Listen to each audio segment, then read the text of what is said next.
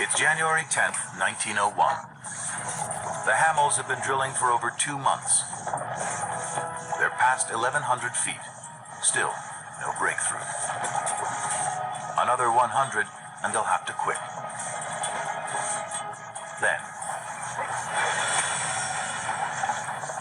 I walked over and looked down the hole there.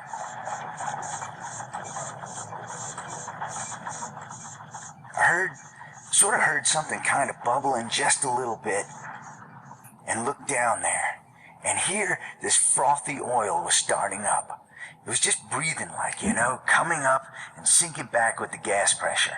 And it kept coming up and over the rotary table, and each flow a little higher and a little higher and a little higher.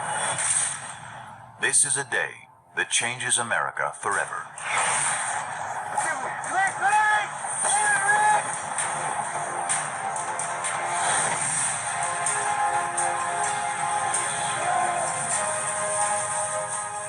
Finally, it came up with such momentum that it just shot up clear through the top of the derrick.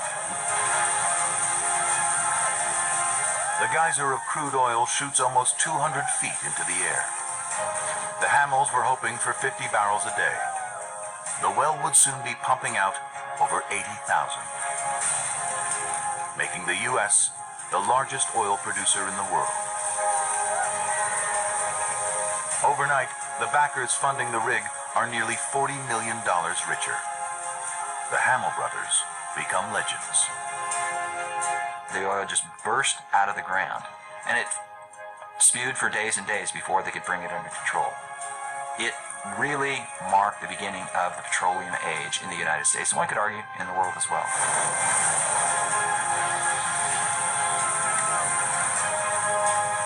Spindletop changes everything.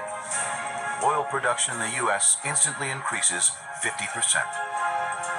Within a year, 500 oil companies are born, including Texaco and Gulf.